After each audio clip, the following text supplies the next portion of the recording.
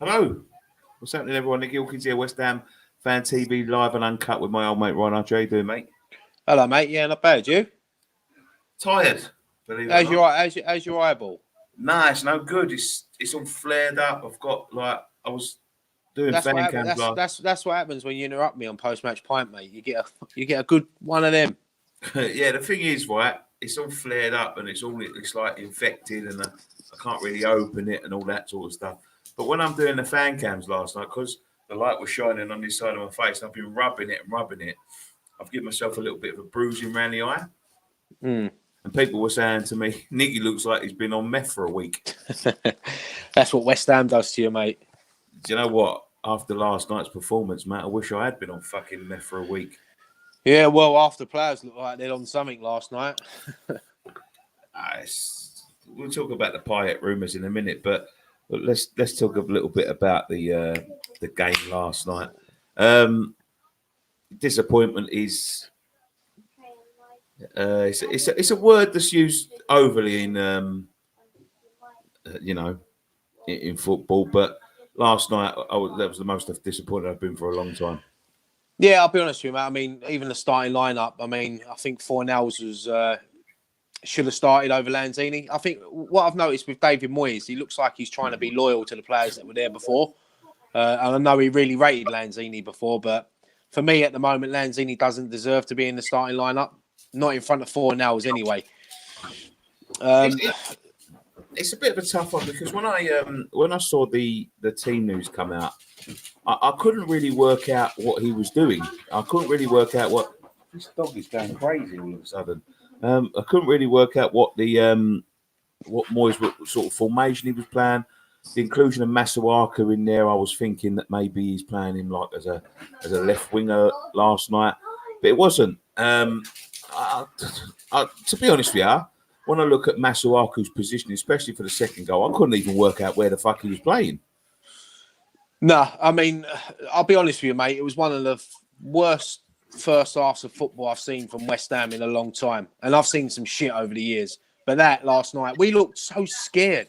Every time we got the ball, we just looked so scared that we didn't want it. The players panicked and they was just hoofing it up there. And Sebastian Haller, I mean, the distance between him and Lanzini and just him in the midfield was too much. You know, he needs someone up there with him. I mean, I know he's getting criticised for he's not doing enough, but we're not helping him out. We're not helping him out at all. And the thing is as well, I mean, you look at that midfield trio, Snodgrass, Noble, and Declan Rice. I mean, once again, Declan Rice, he can't keep doing it all. He can't keep covering for Mark Noble all the time. And as I said, look, I love Mark Noble to bits, but I mean, I'm watching my captain at 2-0.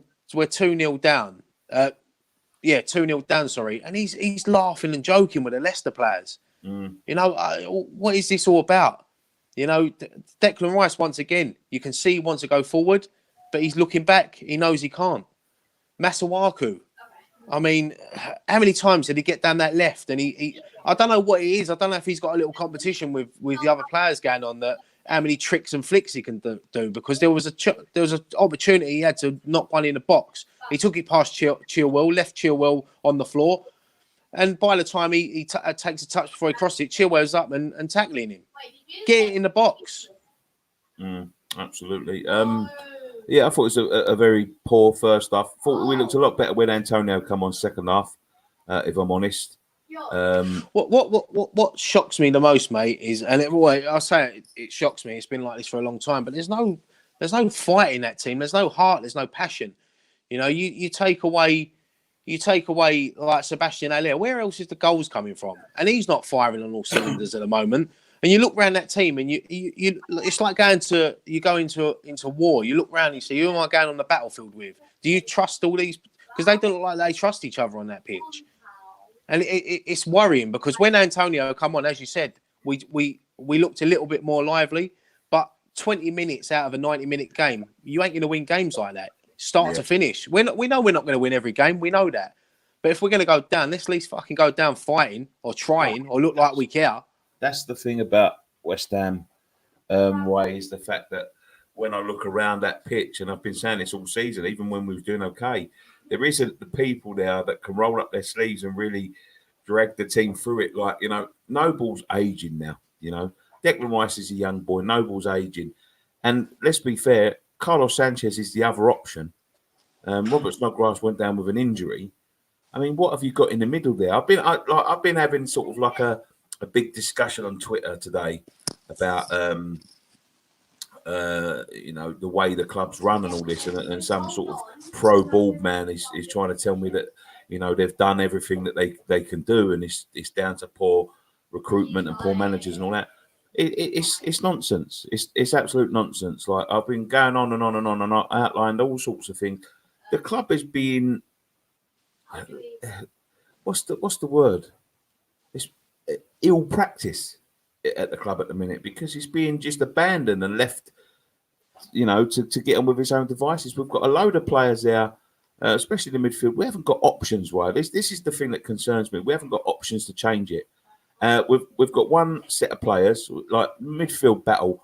We got absolutely fucking outrun last night, and you know what? I can forgive it. I can even forgive a defeat last night, because Leicester, although they've been in a bit of poor form, they are the third best team in the neglect is the word Bob says. Yeah, that's correct. They are the third best team in the league. They have got some very exciting players. They are, a very good team, but especially at 1-0, they lost Jamie Vardy. Yeah, who is a massive player for them. And the second goal was very concerning. We stopped, and then he had the chance to switch the ball all the way over the far side, with a player coming into the box unchallenged to take a touch, then smash it past Randolph. But when you look at the third and fourth goals, they are even more concerning, because they were dancing around us on the edge of the area. You've got fucking players sticking their heels out and all that. When we're in that position and we're fighting for our lives, I want to see people fucking chucking themselves into it. I want to see people fucking, chucking their body into front of, and that is what we haven't got. We haven't got anybody that's willing to chuck their body in front of the ball. We haven't got anybody to roll up their sleeves, get the boys and go, come on, boys, we need to win this week. Heller, he's not a centre forward. When I see him now, he's hold up playing all that at the beginning of the season, looked brilliant. He looks bereft of confidence. He knows that he's going to get that ball, and he's going to have defenders all over him, smashing him up the arse, smashing him in the knees, smashing him in the thighs, and he's going to have to wait fucking 20 seconds before anyone gets near him. That's one of the problems. And when we play the ball up to him now, he's not going to be the sort of Andy Carroll type that's going to pluck the ball out of the air. He needs it into his feet. It's so obvious. You can see it. But, no lack of pace in the team, lack of determination. Will we get out of this? The worrying thing for me as well is not picking up the second balls. We weren't winning those second balls last night. Look, we going to Leicester, you know how they're going to play. They're going to attack you. They're going to try to get the game done within the first 30, 35 minutes. They've got players that can do that. Maddison, Vardy, Barnes, but we just give them so much space. Before the first goal, I thought we sort of defended all right, But people were saying it was offside. It was never offside. Creswell's foot was playing him on.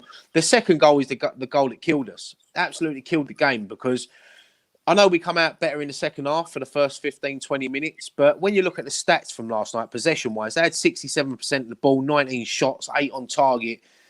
7, you know what I mean? And we had 2 on target, 6 shots and 33%. Yeah. And as you said, that we got the penalty.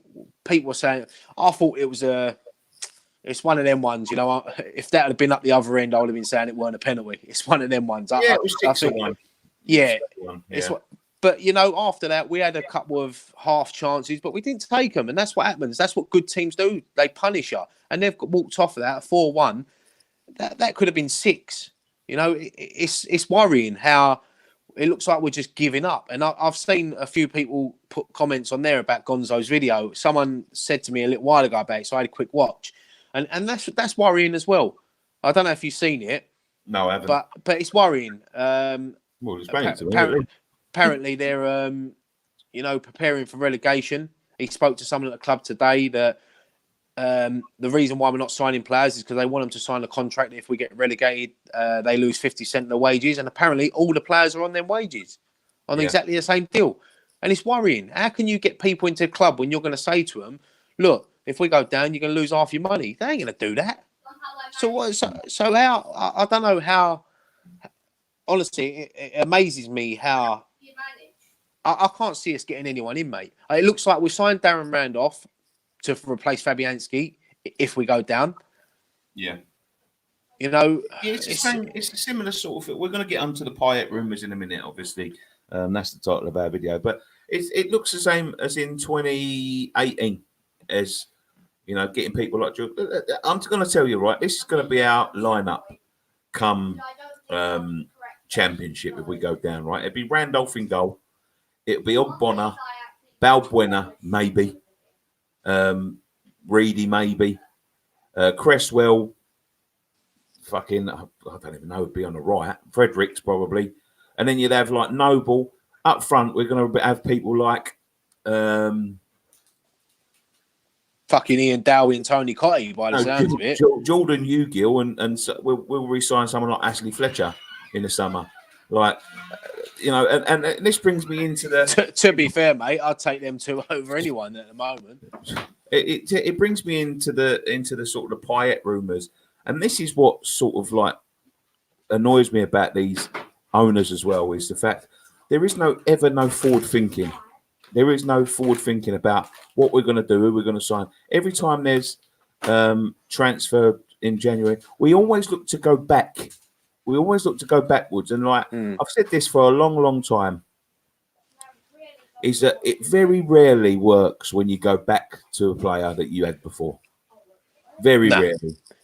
I mean, in my time supporting West Ham, probably Julian Dix worked out when he come back. So Tony Cotty, would you say? Collins. James Collins. I can't think of many others, really, that come back and it's worked out well. So you're right. I mean, go on, you can have your say on Payet. I'll have my say on Payet. I see pictures of him today, mate. He doesn't look like in the best condition to play football in the Premier League. Well, there's 15 games to go. If we did sign him and did come back, he looks like he needs about 10 just to get match fit. Yeah,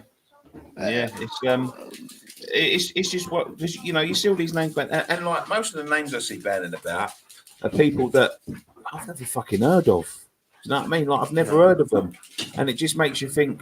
You know, it's sort of like that old sort of adage of you know, Liverpool a few years ago when they used to get fucking linked with players that were in Dream Team and things, and having like their fans on strings. Like, are these people real? Are they, you know, are they fucking? The only rumour that I've seen today that sort of thought, yeah, do you know what? It'd be an half decent signing is Ryan Fraser from Bournemouth, but Bournemouth ain't going to sell to us. We're down there with them. Why are they going to sell to us? But they've kept that in for the summer. To be quite honest with you, it said when I read the rumor, it said it you know, it's not a transfer for now, it's a transfer for the summer.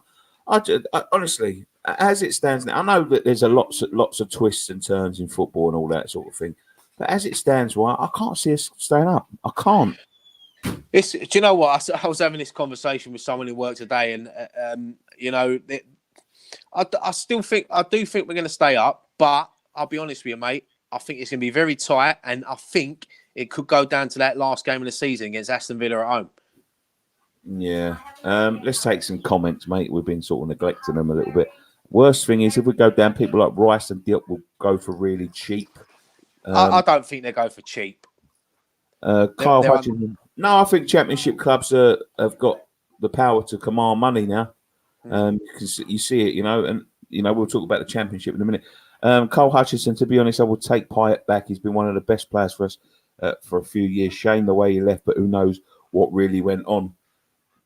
I agree with Payet. He was a great player for us. Unbelievable, like that first season we had him.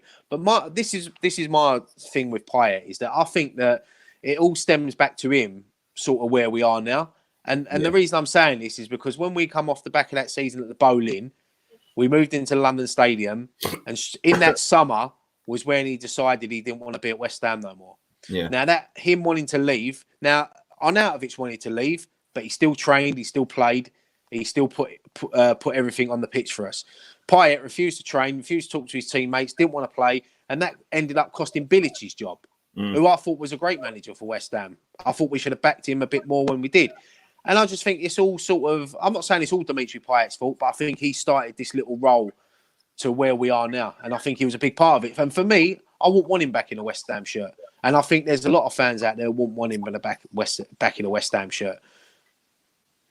Iron Prince says, I don't think he's a bad manager personally. Give him 100% backing and see what he does in 2 or 3 years. That's what I'm sure he's talking about David Moyes there. There is a little bit of a diversion from topic, right? What's the better film, Cass, Green Street, or The Firm? I like them all, but if I was to rank them, I'd probably go The Firm, Green Street, and then Cass. But Cass was actually filmed by my work. The Firm, the original Firm, yeah? Not the original Firm, not the remake. Yeah, definitely. Better actors. Yeti, yeah. Going on the fucking grass pitch with his Ford Escort. Tone, I think it's one of many seasons for Noble with our current squad who've done. We have to replace him in his position. Could Masuaku do a job at centre midfield? I don't know what the fuck job Masuaku can do, to be quite honest with you. I can't work him out. I find Masuaku very frustrating because it seems that when he comes on as a sub, I think to myself, do you know what? He looks half decent. As soon as he gets a couple of starts, he goes back to being poor again. His position is shocking. Yeah. I mean, going back to the David Moyes thing, like, the thing is with David Moyes at the moment, I do feel a bit sorry for last night. Yeah, he's starting line up and that was a bit questionable, but he's been brought into another situation at West Ham where it's not going well. He's probably been told, look, you're not getting no signings unless we can find a couple of loans, so work with what you've got. David Moyes, being a proud man, thinks, yeah, I can do this with this squad. Anderson's out for 4 weeks. Yarmolenko's out for another 3 weeks. Fabianski's out for another 2 weeks. All the key players are getting injured. And when you look around at the replacements we've got, they're not good enough. And this comes down to the summer where we should have brought in more players. Surprise, surprise, surprise. Listen, mate, I've been having, as I said, discussion with a pro ball guy all day today. He's obviously been used to arguing with people who just can't back up their facts and figures, and I backed up my facts and figures about why it's going so wrong. And to be honest with you, I've twisted him in fucking bits. He don't know what to say because he's saying things like, about the signings. I think they've done well with the signings. We've got a good squad and all that. Letting 4 strikers go and bringing in 1 and a kid is not good practice. Letting 3 centre midfielders go. When we've been so short on centre midfielders anyway. You look at Tottenham when they signed Jedson Fernandes. They've got about 5 or 6 options in the centre of midfield, all different. Every single one of them different. We've got 2 and Carlos Sanchez, and I don't even think that can count as a fucking option, to be quite honest with you. A Chelsea fans donated £5 and said, would you take cheers, mate. Ex-Newcastle player Florian Thauvin at West Ham. He's a quality winger. Yeah, I would, because I like Florian Thauvin. I think he's been a good player for a long time. Eben Ho says, Ben Ho, I reckon we will stay up. We have 15 games left, so that's 45 points to stay up. We need like 17 points. I can see us staying up like Snods. We're going to come back better than ever. Now, the most important thing now is winning the games around us. We've got quite a few teams around us, and that includes Norwich, Brighton, off the top of my head, Newcastle. I mean, you look at the next 4 games, mate. We've got Liverpool at home in the league, Liverpool at home, Brighton at home, City away, Liverpool away. I mean, realistically, that Brighton game could be the biggest game for a long time for us. We need 3 points against Brighton. And bearing in mind, we ain't beat them for 8 years. I don't think we've beat them in the Premier League. You got to go back to the Championship days. So, but do you know what? Being a West Ham fan for so long, out of them, the 2 Liverpool games and the City game, I could see us maybe getting a result at least one of them. Probably not. I could see us losing something like 5-0 at home to Liverpool, then going up there and then winning 1-0. Something like that. It's so stupid. But do you know what? I'm talking absolute bollocks. We're going to get hammered both games. Do you know, I'll be honest, them 3 games, 2 against Liverpool, against City, I think if you offered me 3 1-0 losses now, I'd take them, because the goal difference, if we got beat 5-4, that could damage our goal difference massively. So I don't even know where to. Mr. Fong says, has West Ham fan TV lost his passion for following the club? Does Ryan ever say, forget it, let's go for a drink, Nicky, and leave Graham to babysit Dan and Scotty? I say it all the time. Do you know what? No, it hasn't. Well, there's 2 answers to this, really. No, my answer would be no. Obviously, we're there at 90% of the games. It's like midweek one at Sheffield United recently that we just couldn't make, and there's one at Liverpool that we're not going to be able to make, which is unfortunate. But it does get taxing.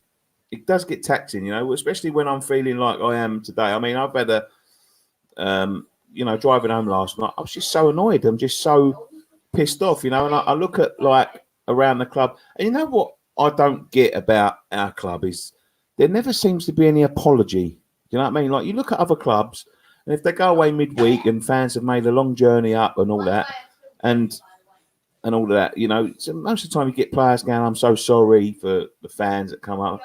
I never seem to see that with West Ham. You know what I mean? I got home at 3 o'clock this morning. I got a fucking manky eye, so I can barely fucking see out of that. I'm driving my own car, and making sure people get home and whatever. But at the end of the day, I'm thinking to myself, God, I just want to get in bed. And you look around at David Gold and things who are getting chauffeur driven there and back. I never see him come out and saying, "Oh, I'm sorry about that." You know what I mean? Never, ever. Yeah, I know, mate. That's another way that they treat the fans with such discontent. As I said earlier to a guy, they just rely on us being there. They just rely on us blindly following the team, and that's a dangerous thing, because heading towards the championship now, because of the neglect that they've showed the club, lack of setting up structure, lack of this, lack of that, lack of scouts and things like that, lack of forward future planning and all this, and they look at it and they go, "Oh, well, our main fans will always be there." Well, no, this is the problem. 10 years of this shit, and people are starting to say this is enough. I think that stands for all football clubs, though. They know the fans are too loyal, and they take advantage of it. We can sit here and moan, and I've seen people saying on Twitter, "I'm not going no more," and "I'm giving up my season ticket," and things like that. And they're gonna, 9 out of 10 of them are going to be there, because we say things in the heat of the moment. Because football's a funny thing. You're so connected to a football club. We ain't the greatest football club in the world. We know that. But if other rival fans slag us off, we stick up. We stick up for our club, because that's what you do. But we can say what we want about them. It's like a family, isn't it? It's, as I said, they take advantage of us. Exactly. Harry Waller says, if we stuck with Moyes the first time, do you think we would be in a better place? It's a tough one, isn't it?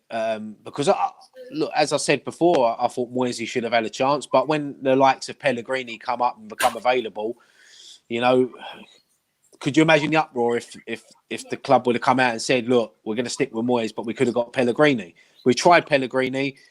Last season weren't too bad, but I think this season it just proved that he weren't up to the job, and he got the sack. So who knows if they would have given David Moyes the money, what sort of players we would have had now. We probably wouldn't have had the likes of Anderson and things like that. So it's difficult to say. But as I said, I thought he should have been given a chance after what he'd done the last time. Contact Light says, Nicky, what's that Payet you posted on Twitter? He looks like he's had a few double dinners. Payet to Payet. Yeah, it was Payet. He looks, to be fair, he looks well out of shape, well out of practice. He'd struggle to. I think he'd struggle in the Premier League at the time. With Payet, his pace and power and the speed that he got the ball, his close control, obviously. helped him out The a lot. thing is, as well, he's 32 years old now, isn't he? He's not. We signed him when he was what, 26, 27? No, 28, 29. He was. So, he's 32 now. So, Yeah, he was bordering a fat cunt when he was with us. He just, he was just in the right shape. You know what I mean? Let's have a look. That bloke just hit the nail on the head. What we are, what you were promised to be. yeah, Wolves fan. Wolves are going great. I mean, they're playing Liverpool at home tonight, and I've been listening on Talksport all day, and people are raving about Wolves, saying that they could be the team to end Liverpool's unbeaten run. And Wolves have got some great players. And when you look at teams like Wolves and Leicester and things like that, we've got no God-given right to be where they are. They've earned that. Wolves come up and they've had 2 unbelievable seasons. They're still in Europa League as well. As I said, they've got a good, young, hungry manager. And, it's sometimes you look at them clubs and think, why ain't we in that position? But then you look at the owners we've got, and that tells you everything. Danny the Unicorn says if we go down, we might just have to rely on youth players such as Ben Johnson and Nathan Holland. Yeah, I mean, Josh Cullen, I think they extended his deal today. They took the option to extend it. So maybe they are sort of preparing for this championship, mate, because I cannot work out why you've got someone out on loan now called Diagana, why he ain't been brought back to have a chance. Because if you're not going to get anyone in January, bring him back. He's our player at the end of the day. I don't care about West Brom and what they're doing. That they don't concern me. If he's playing that well, bring him back. Give him a chance in the Premier League. Because I tell you what, Diagana would take the chance to come back. Yeah, absolutely. And he's got pace, something that we're really lacking. Yeah, we're turning him into a slow fat cunt, though. The problem is, I don't know. Do you know what? This is going to fucking upset some people. If we don't end up getting a striker by the 31st of January, if there's no deal, I'd even bring back Hugill just to give some fucking competition and just some backup. Because did you think you'd be saying that in the summer? No, mate. No, I didn't. You know what I mean? Like, no. It's funny how things can change so quick. Because I'll tell you one thing: I'm not looking forward to watching our season review back at the end of the season. No, because it's crazy how football. But you know what? Next week we could go out and get 2 or 3 signings, get a couple of results, and we could be sitting here in 4 or 5 weeks' time. I mean, what was it? Burnley last week. Everyone was talking about, like, on Sky Sports and Talksport and that. They was talking about Burnley being relegated. They beat Leicester at home. Leicester at home and United away last night. They're 4 points off of Man United in 5th place. Yeah. That's how crazy this league is this season. So, but I can't see us getting back-to-back wins. The thing is, I think when you look at the table now, from 14th down is the real possibility of people going down. I think Newcastle on 30 points are just too far ahead of the following pack. You got us on. I think above us is 24. Let me just have a look at this table. I'll bring it up now. I think from 5th place to 14th, mate, there's only 4 points in it. No, but you've got that sort of pack. When we beat Southampton, they looked dead and buried, and now they're 9th in the league or something like that. Yeah, but you've got Newcastle in 14th, so 15th downwards realistically, because Brighton are 5 points behind Newcastle, same games and all of that sort of stuff. But as you say, like, the difference between Newcastle and Manchester United is 4 points. 4 points. Yeah. And it only takes Man United to get in the Champions League. Yeah, it only takes Man United to go 5 games without a win, and they could find themselves down in 14th, 15th place. Yeah. It's mental, mate. It's mental at the moment. But out of the next 4 games, I can't see us getting any. Maybe 3 points against Brighton, but anything against Liverpool or City is going to be a bonus point. If there's somehow, if out of them 3 games, because I don't think we've got any chance against Liverpool. They're too quick for us. I'm worried about them games. City away, maybe we could, one of them famous West Ham, grind it out and nick a point or something like that performances. But it's going to be tough. But we've got to make sure we win our home games Again, but we've taken 12 points away from home this season, 11 at home. So we seem to be obviously we're better on the road. So it's going to be tough, mate. So this is the things from 15th downwards. We're 2 points behind Brighton with a game in hand. 25 for Brighton, 25 for Villa, 23 for Bournemouth, 23 for Watford, 17 for Norwich. Norwich are struggling at the moment. I can't see them getting out of it. But the next 2 places are out of 5 teams, in my opinion. But that's what I was saying. I could see this going down to the last game of the season. Villa at home. But imagine that. But listen to this, right? Just football as throwing up some funny old thingies, results. If Arsenal don't get a win in the next 3 or 4, so for instance, they could be dragged into it. Southampton could be dragged back into it. Crystal Palace and Everton could be dragged back into it. This is a mental season, but you know it's just not good enough for West Ham. Right, stop spamming. Nicky will get to your comments, says Nicola Mayer. Thanks, Nicola. Let's have a look. Chris Williams, who do you think would stay and go if we went down? In my opinion, Championship, Randolph, Fredericks, Balbuena, Cardosa, Cresswell, Diangana, Noble, Snodgrass, Holland, Yeti, Antonio. I can't see Antonio staying. I think there'll be Premier League teams after him. Oh, for sure. Antonio at the moment is probably probably our best player. I mean, when he comes on, this is the problem with Antonio though. He'll come on, he'll have a couple of good games, he'll work hard, and then he'll be out again. And that's the frustrating thing with Antonio. He's just his injury. But then again, it's like everyone in our squad. Everyone seems to have these. I mean, when Snodgrass went, that's how bad things are getting. When Snodgrass went down, I was thinking, oh, here we go. He's going to be out for a few weeks now. Yeah, absolutely. Duck Pond Sailors says that the guys that run our team made their money from Ann Summers and the Sunday Sport, for fuck's sake. What do we expect? Soft punk Arthur Dailies, we've got no chance. I'll be honest with you. I'm trying to sort of steer away from the owners because everything that we speak about at the moment, it always comes back to them and their inability to run the club. But I tend to agree. You know, they're not football people. They're not. You know, when they took over from Birmingham City this is the sort of money you're talking about in 2003, 1993. Sorry, and this is the sort of money you're talking about now.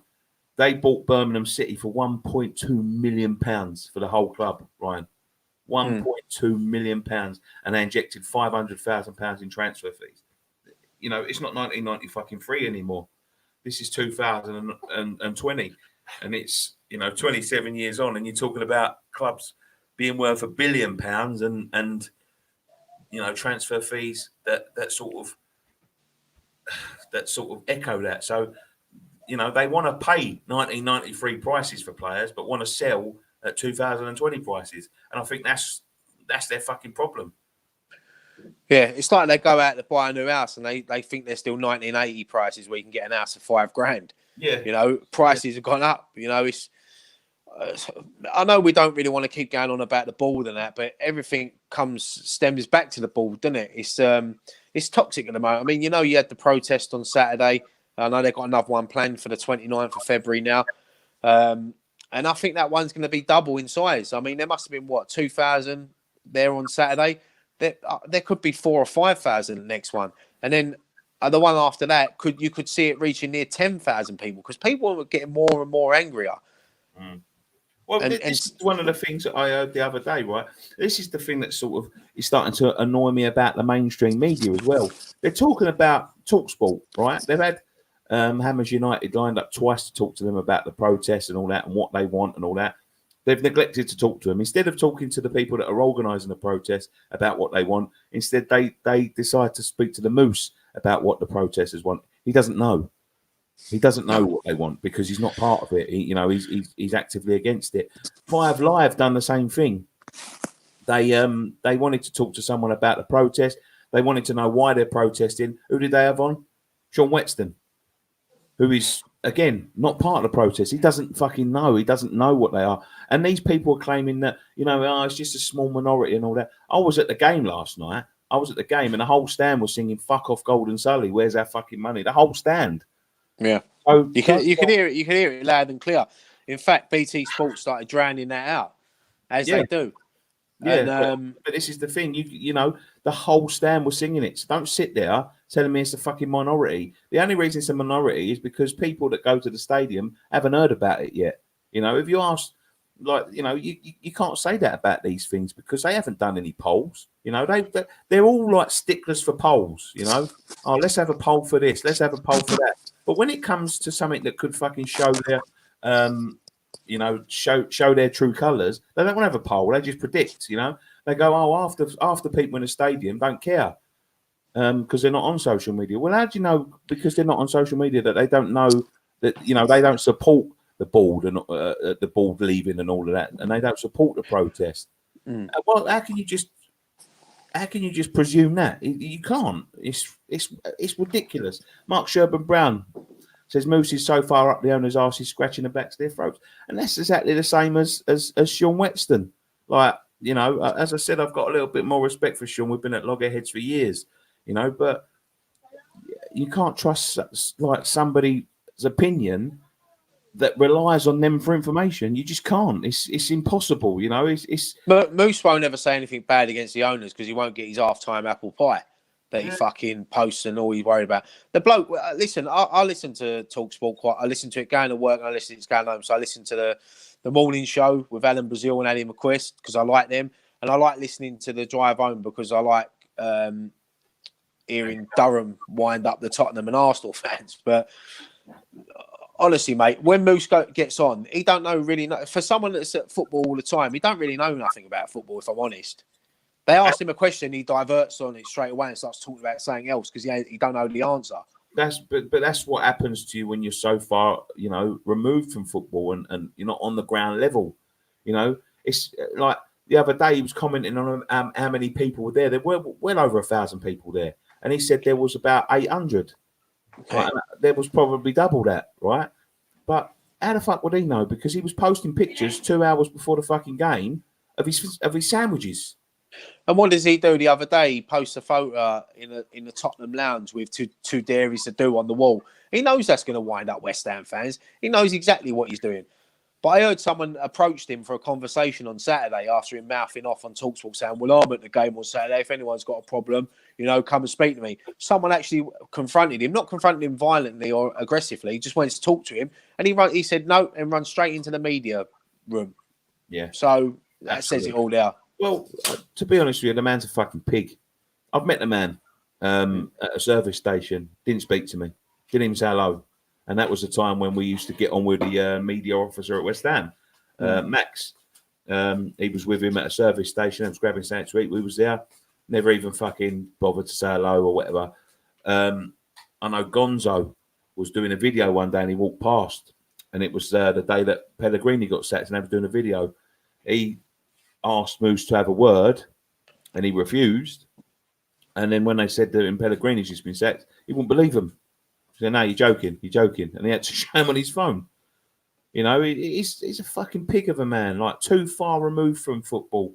Like, how can you have people reporting about fans and talking about fans and all that sort of stuff? If you don't know what's going on, you're not amongst the fans. Absolutely right. We're going to start wrapping this up now. It's 5:28. Darren Jenkins, Nicky, question for you both. If Payet come back on loan and done a Tevez like end of season form and kept us up, is he forgiven? Not for me. I'd be happy if we stayed up, but I'd never forgive him. I don't want him back in a West Ham shirt. In fact, I'd rather get relegated than see him back in a West Ham shirt. What he done to us, the way he treated the fans that adored him. Let's be honest, we haven't adored a player like that for a very long time, probably since the likes of Tevez and Di Canio. You know, we adored him, and he shit on all of us. And as I said, it was the downfall for Slaven Bilic. Slaven Bilic lost his job. Yeah, absolutely. Stevie Warboy says, who from the board would you love to interview? All cards laid on the table, no lies, no spin, just the real truth on what is happening. I've said this all along. I would want the two owners together because I think... Well, if you had to only choose one, you could choose Sullivan, I choose Gold, and then we'll get both the spin from it. It's Sullivan for me because I think that they've been caught too many times lying. You know, the thing is, I've offered them, and they refuse. They, they duck the issue. They never respond and all that. And he's done interviews in the past couple of weeks. They pick and choose who they go on. Very, let's say, selectively, because they don't want too much of a grilling. But that is the thing. If he got in front of me or you or whatever, I would ask him some hard questions. I'd hit him with some hard facts. And I'm not saying that I'd be like have any animosity between them. I wouldn't say I would be aggressive or anything like that. What I would say is that they better come with their A game, because I'd be coming with mine. Yeah, you can't. You couldn't. If you ever had the opportunity to interview them, you couldn't ever be aggressive, and I wouldn't want to be aggressive towards them. You just want the truth. You want answers.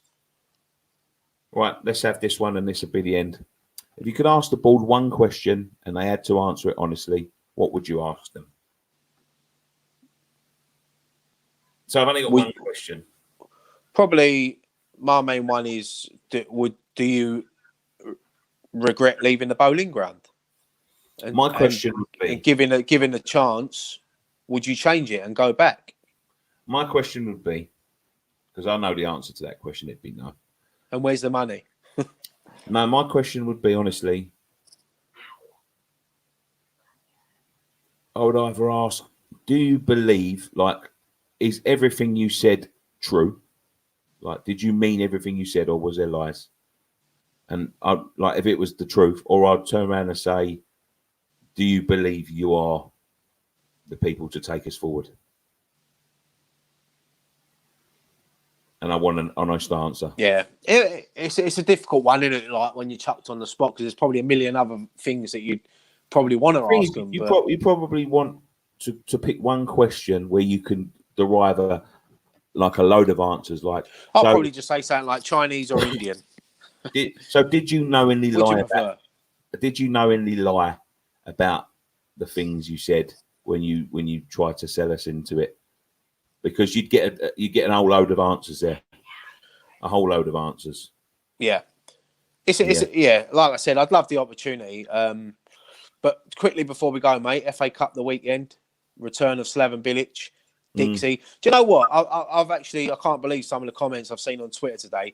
People saying that they actually hope that West Brom beat us just for Bilic. Listen, I love Slaven Bilic. I love Julian Dix more, but I don't. I want to see them upset at the end of the game. I want us to go through. People, these are the same people, though, that were tweeting in the last round saying, I hope David Moyes takes this serious, this cup.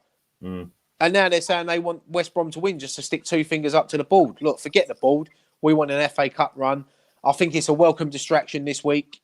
Obviously, we won't be in league action. It's the FA Cup. So I want us to win. I want us to go through. We want a good cup run. And you never know. A win against West Brom could give us a massive boost going into the Liverpool game. Yeah, and then going on to the Brighton game. We've got 3 home games in a week. This could really make or break our season. Yeah. 3 defeats and that's it. Game over. Yeah, that's it. Thank you very much for joining us on this edition of West Ham Fan TV Live and Uncut. Go and check out all our other stuff. We have got some brand new T-shirts in the store. The link is in the description down below. If you click the little details thing on the bottom of the video, there's a link to our store. We've got some brand new T-shirts, couple of good ones, right? FA Cup T-shirt, the theme for this weekend. Yeah, they're very good designs. Lovely T-shirts. You got the East London ones as well. East London with a claret and blue River Thames. So go and check them out in the store. In below, there's hoodies and T-shirts and all a load of the old ones as well. The best selling ones are still available as well. The trainer. Yes, they're all available. They are still available. They're all still available. I haven't taken anything down. So yeah, all right. I ain't having a dig at you. All right, so go and check that out, boys. And one thing left to say, right? Come on, you Irons. Good night. Keep the faith.